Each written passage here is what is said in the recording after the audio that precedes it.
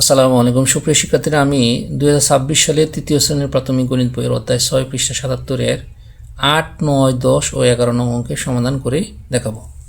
চলো আমরা 8 নং অঙ্কের সমাধান করি। 8 নং অঙ্কে বলা আছে নাফি 40 টাকা দিয়ে কিছু কুয়েল পাখির ডিম কিনলো। যদি একটি ডিমের দাম 5 টাকা হয় তবে নাফিদ কয়টি ডিম কিনেছে? চলো আমরা তাহলে এই 8 নং অঙ্কের সমাধান করি। 8 নম্বর অঙ্ক, 5 টাকা দিয়ে ডিম কিনলো একটি। 5 টাকা দিয়ে ডিম কিনলো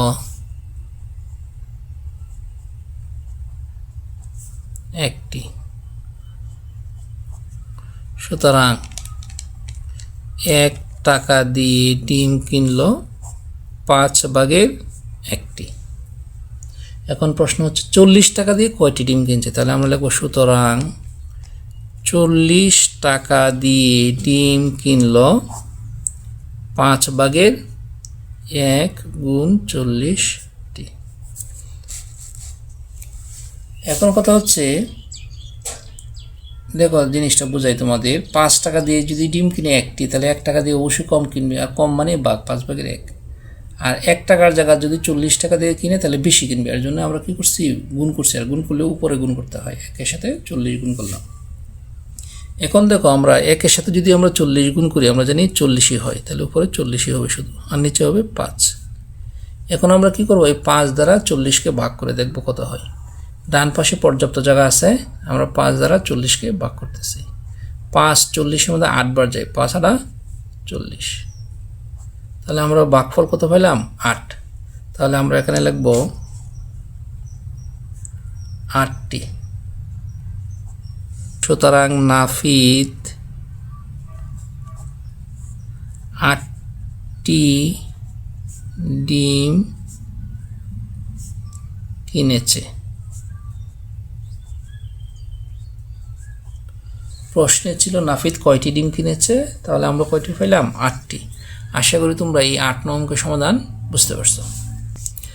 আমরা এখন 9 নং অঙ্কের সমাধান করব। 9 নং অঙ্কে কি আছে দেখো, প্রতিটি দলে 8 জন করে শিক্ষার্থী নিয়ে দল গঠন করা হলো। যদি 72 জন শিক্ষার্থী থাকে তবে কয়টি দল হবে? অর্থাৎ একটি দলে শিক্ষার্থীর সংখ্যা 8 জন, তাহলে 72 জন নিয়ে কয়টি দল হবে সেটা বের করতে বলছে। চলো তাহলে আমরা এখন 9 নং অঙ্কের সমাধান করি। 9 নম্বর অঙ্ক, 8 জন শিক্ষার্থী নিয়ে দল হয় একটি। 8 জন শিক্ষার্থী নিয়ে দল হয়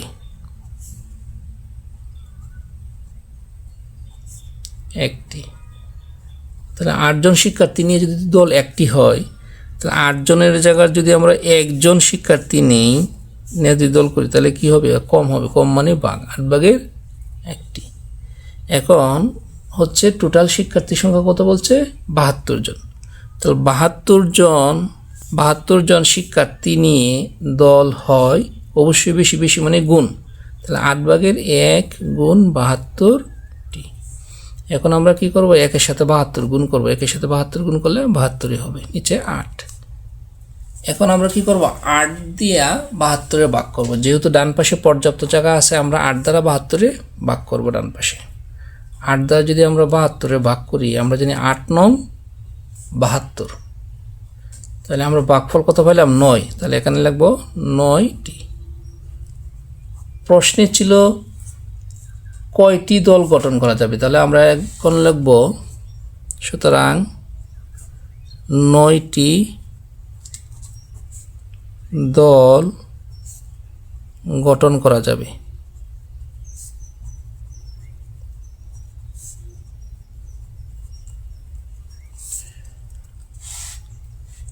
আশা করি তোমরা এই 9 নং অঙ্কের সমাধান বুঝতে পারছো। আমরা এখন 10 নং অঙ্কের সমাধান করব। 10 নং অঙ্কে বলা আছে সাদিদ 54 পৃষ্ঠার একটি বই পড়েছে।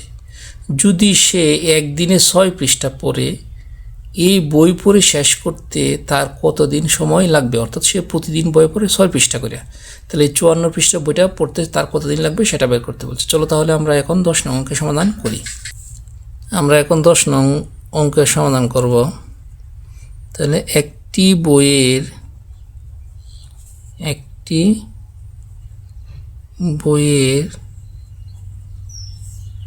6 পৃষ্ঠা পড়ে একদিনে, সুতরাং একটি বইয়ের 1 পৃষ্ঠা পড়ে অবশ্যই কম দিনে, তাহলে 6 ভাগের 1 দিনে। এখন বলছে যে এই যে একটা বইয়ের টোটাল পৃষ্ঠা সংখ্যা হচ্ছে 54, এই 54 পৃষ্ঠা পড়তে কতদিন লাগবে, তাহলে অবশ্যই বেশি দিন। বেশি দিন মানে কি, আমরা গুণ করব, একের সাথে 54 গুণ করলাম। এখন একের সাথে আমরা 54 গুণ করলে আমরা জানি 54ই হয়। এখন 6 দিয়ে 54 আমরা ভাগ করব, আমাদের ডান পাশে পর্যাপ্ত জায়গা আছে, 6 দ্বারা 54 আমরা ভাগ করে দেখি কত হয়। 6 আর 48, 6 নং 54, তাহলে 9 বার যায়, 6 নং 54। তাহলে আমরা ভাগফল পাইলাম কত, 9।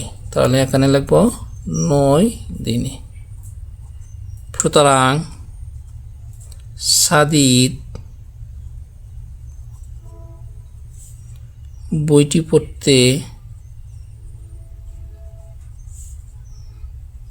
বইটি পড়তে সময় লেগেছে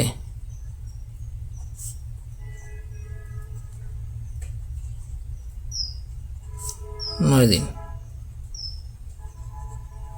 অর্থাৎ সাদিদ এই বইটা শেষ করতে তার সময় লাগছে কতদিন, 9 দিন।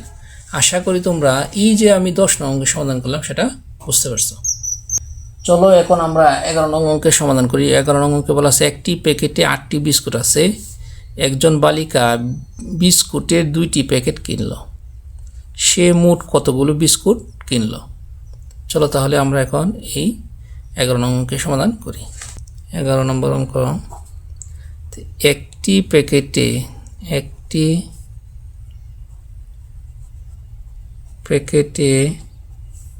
বিস্কুট আছে,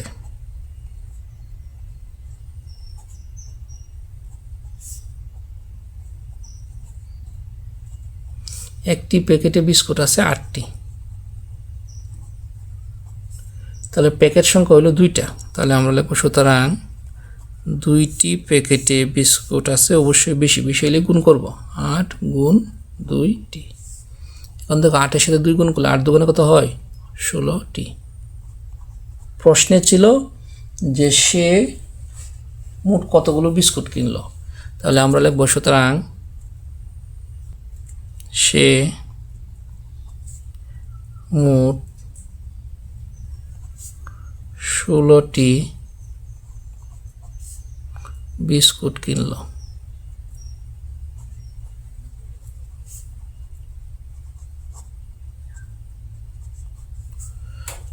আশা করি তোমরা এই 11 নং অঙ্কের সমাধান বুঝতে পারছো। সুপ্রিয় শিক্ষার্থীরা, আমি এখানে অনেকে বলো যে উত্তর লিখি না কেন, উত্তর লিখলেও চলে, উত্তর না লিখলেও চলে, কারণ আমি যে অঙ্কটা সমাধান করলাম সম্পূর্ণটাই হচ্ছে উত্তর। আশা করি বুঝতে পারছো। সুপ্রিয় শিক্ষার্থীরা, আমার ভিডিওগুলো যদি তোমাদের ভালো লেগে থাকে তাহলে অবশ্যই আমার চ্যানেলটি সাবস্ক্রাইব করে আমার পাশে থাকবা। সকলকে ধন্যবাদ। আসসালামু আলাইকুম।